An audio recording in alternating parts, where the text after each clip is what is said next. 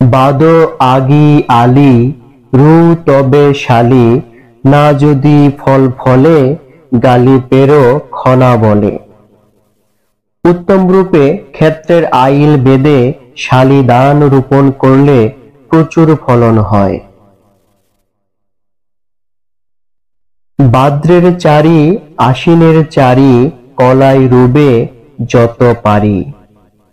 ভাদ্র মাসের শেষ 4 দিন ও আশ্বিনের প্রথম 4 দিন, এই 8 দিন মাসকলাই বোনার উপযুক্ত সময়।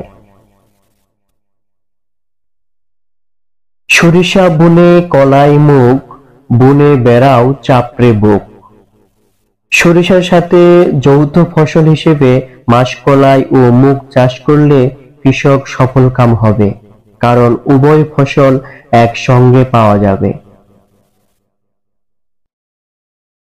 আশ্বিনের 19, কার্তিকে 19 বাদ দিয়ে মটর কলাই 19।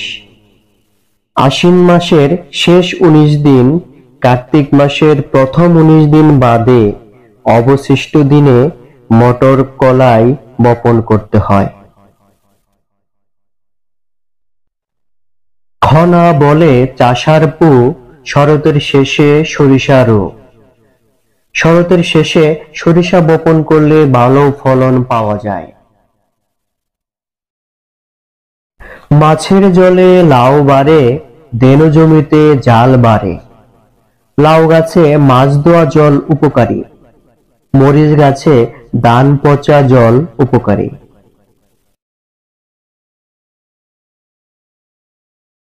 বাঁশবনে বুনলে আলু, আলু হয় গাছ বেড়ালো। বাঁশবনের দ্বারে আলু চাষ করলে আলুর ফলন ভালো হয়। পান পুঁতে শ্রাবণে, খেয়ে না ফুরোয় রাবণে। শ্রাবণ মাসে পান রোপণ করলে এত ফলন হয় যে রাক্ষসও খেয়ে তা শেষ করতে পারে না। উঠান ভরা লাউ শসা, খনা বলে লক্ষ্মীর দশা। গৃহে লাউ শসা থাকা মানে সচ্ছলতার প্রমাণ। ছায়ার উল চুলকায়, কিন্তু তাতে নাহিক দুঃখ। ছায়াতে জন্মানো উলে চুলকায় বেশি, কিন্তু উল অনেক বড় হয়।